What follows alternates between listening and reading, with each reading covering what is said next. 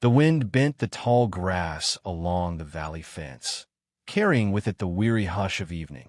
A giant figure paused at the edge of the field, where a rough cedar post groaned in protest against its burden. There, bound with coarse rope as if she were nothing more than livestock, a young woman sagged against the wood. Her dress was torn and dirt-streaked, her hair tangled, but her arms clung fiercely to a swaddled infant who whimpered at the sharp bite of the cold. The man's shadow fell across her, vast and dark, yet when she lifted her eyes to him, there was no fear, only desperation. Her lips trembled as she whispered, "Don't let them take us back." Elias Boone knelt without a word. His hands, broad as shovels, worked at the knots with a patience that belied their strength. The rope gave way under his deliberate pulling, and the woman sagged into his arm before stiffening and reclaiming her hold on the child. Elias eased her upright, draped his heavy wool coat across her shoulders, and spoke a single word, low and steady as the mountain itself. "Come." She followed him, faltering with each step, the infant pressed against her chest.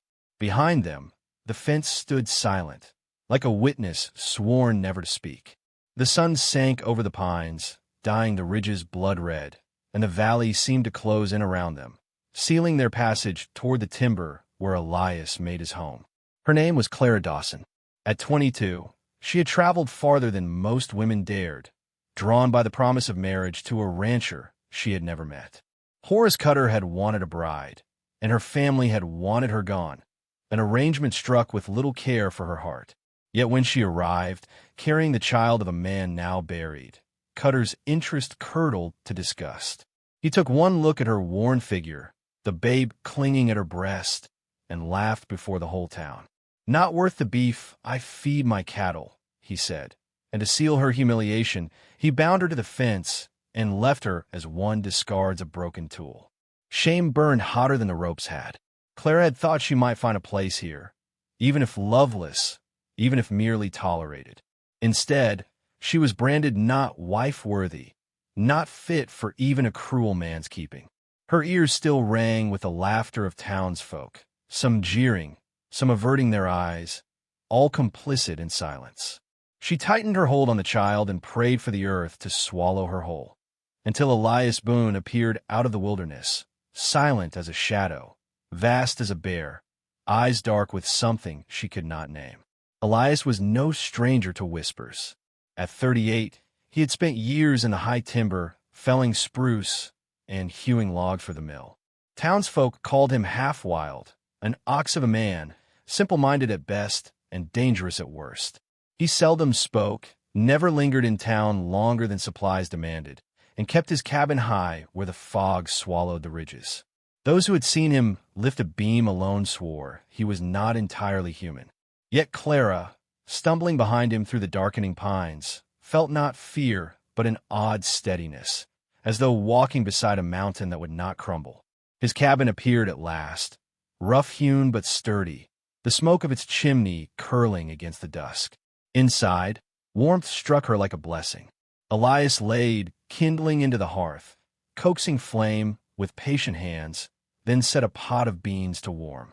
Clara sat near the fire, her child drowsing against her, and for the first time in days, her body loosened its grip on fear. Elias moved about the cabin without hurry, his silence less awkward than protective, as if words might break the fragile space he had made for her.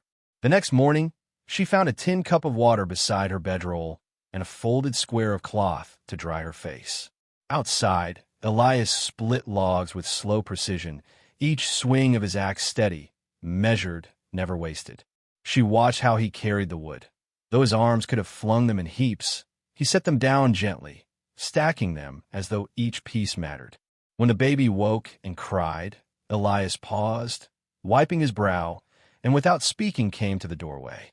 The child's small hand reached toward his beard, tugging, and for the first time Clara heard a sound she had not expected, a rumble of laughter, low and awkward, from the chest of the giant.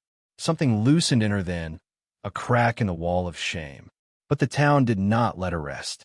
Word spread quickly, carried on the tongue of Margaret Talbot, the innkeeper whose voice cut sharper than any knife. That mountain ox took in Cutter's cast off, she said, shaking her head. A woman who couldn't keep a husband and a babe she can't prove. Ain't fit for decent folk. Others repeated it, some with pity, others with malice. Clara heard the words herself when she dared enter the general store for flour. She felt eyes on her back, the hiss of whispers, damaged goods, a burden not worth a man's keeping. Shame crawled hot up her neck, and she longed to shrink into the floor. Elias had followed her, carrying the sack of beans he'd traded. When she turned, cheeks burning, she met his gaze. He said nothing, he never did, but he stood beside her with such quiet weight that the whispers faltered. They walked out together, his silence a shield. She wanted to thank him, but the words caught like thorns at her throat. All she could manage was a glance, half fearful, half grateful. He answered with the faintest nod, as though to say, "You need not explain." At the cabin, she tried to repay his kindness. She mended the sleeve of his work shirt, sewing carefully though her hands trembled. He returned the gesture by leaving wildflowers on the table in the mornings, awkwardly gathered, their stems muddy. She did not ask why, and he did not tell her.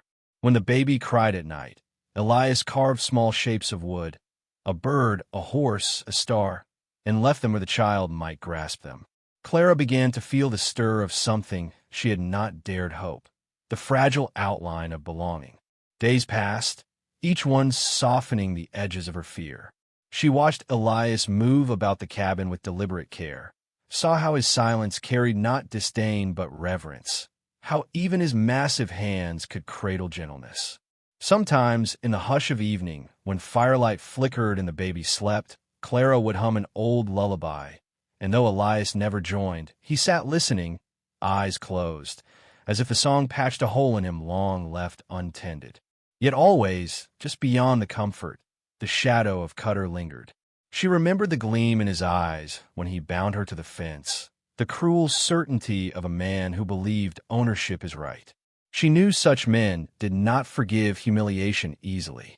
Though Elias's cabin felt a fortress, the world outside remained jagged, and gossip traveled faster than mercy. Standing at the window one twilight, her child pressed warm against her chest, she whispered, "Maybe here will belong." The words floated into the hush like a fragile prayer. Then, carried faint through the valley, she heard it, the creak of wagon wheels on the dirt road below, grinding slow and deliberate, as though some burden heavy and unwelcome was being drawn toward them. Clara's breath caught, and the firelight seemed to flicker with warning. The wheels ground closer, their groan against the stones like a summons out of the past. Clara stiffened at the window, the child clutched against her breast, while Elias stepped onto the porch, his axe resting in his hand, more like a companion than a weapon. In the dusk, the wagon crested the ridge, driven by Horace Cutter himself, his bulk filling the seat, his hat brim shadowing eyes glinting with spite. Two lean riders flanked him, rough men with restless hands. The sight alone pulled Clara back into the humiliation of the fence, the ropes, the laughter. Her breath came short, as if she were bound again. Cutter halted at the clearing's edge, his horse stamping, breath steaming in the cooling air. "Boone!" His voice cracked like a whip. "You've got something that belongs to me." He pointed a thick finger toward the cabin. "That woman. That brat. Mine by right." The hired hands chuckled, their eyes roving over Clara in a way that made her draw back into shadow. The baby whimpered at the sound, and Clara's knees nearly buckled with the weight of her terror. Elias said nothing at first. He stood tall, arms hanging loose, the axe balanced easily. His silence was a wall. Cutter shifted uneasily, perhaps remembering the laughter of the town when Clara was tied to the fence, perhaps remembering that silence, too, had its power. "You think you can take what Cutter's name has laid claim to?" he sneered. She was promised. "You steal a man's wife, you steal his pride. You'll answer for it." His cheeks flushed purple, sweat glistening at his collar despite the evening chill. He wanted not the woman, not the child, but the restoration of his swagger before the eyes of Ash Hollow. Clara stepped onto the porch behind Elias, though her body trembled. She could not bear to hide, Not again. Cutter's eyes flicked toward her, narrowing with cruel triumph. There she is. Come down, Clara. Don't make this worse. You know you'll crawl back sooner or later. His words dug like nails, tearing at the scabs of her shame. For a heartbeat, she almost wavered, almost let the weight of humiliation drag her down. Then Elias's broad back shifted slightly, a movement small but certain, as though he had planted himself between her and every lash of the world. Speak, Boone, Cutter barked, frustration bleeding through his bluster. Or has the ox lost his tongue? One of the hired men laughed, but unease flickered in their eyes when Elias finally raised his head. His voice came, low and steady, rolling like thunder far off in the mountains. She stays. Just 2 words, but they rang through the clearing, flattening Cutter's sneer into something uncertain.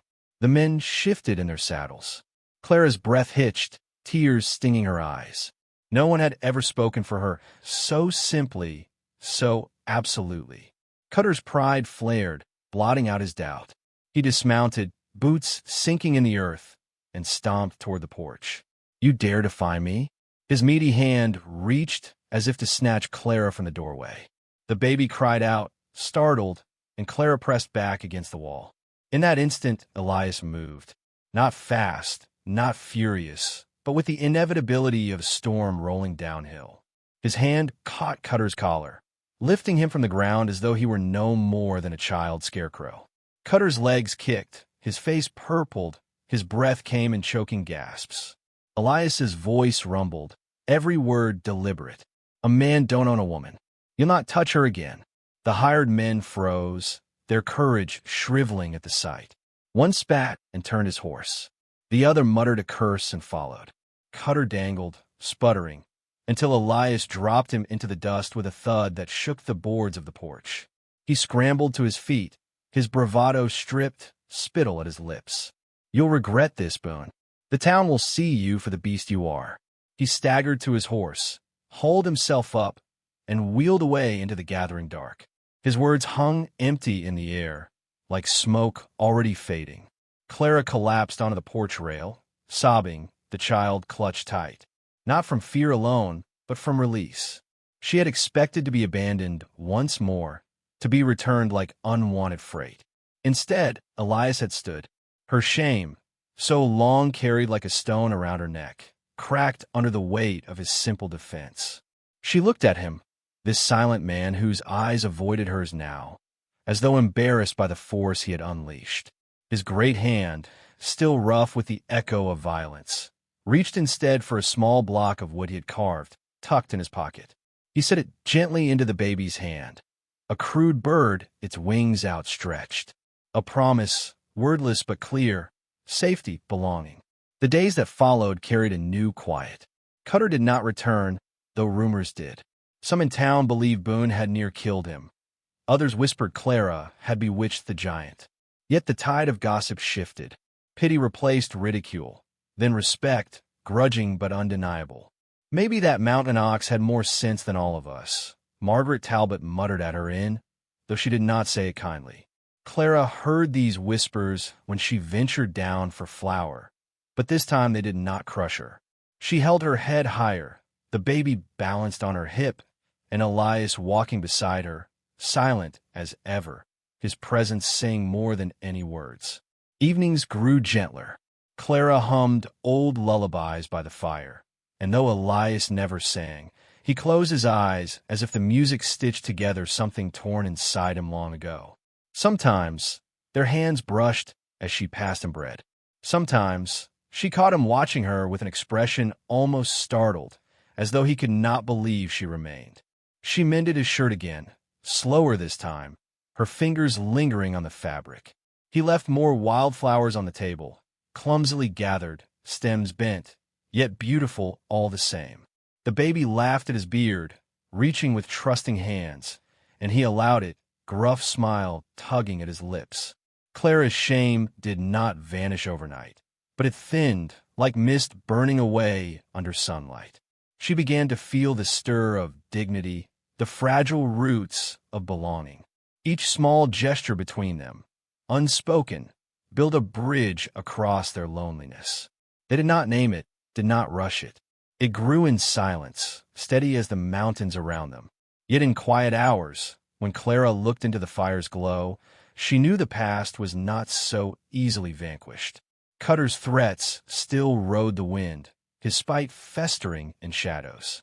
The town's acceptance was fickle, its gossip sharp. And Elias, though a fortress, was still a man of flesh, with wounds of his own. She feared what might come when pride and cruelty sought their revenge once more. Still, for the first time, she dared to hope. She dared to whisper to her sleeping child, "We are not alone." One night, as stars cut their silver path above the timber, Elias lingered by the doorway, his gaze fixed on the dark ridge beyond. Clara, rocking the baby, followed his eyes and felt the prickle of unease.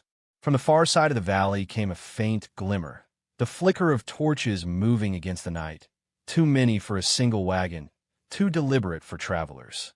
Her heart stilled. Cutter had been humiliated, yes, but men like him never accepted humiliation as the final word.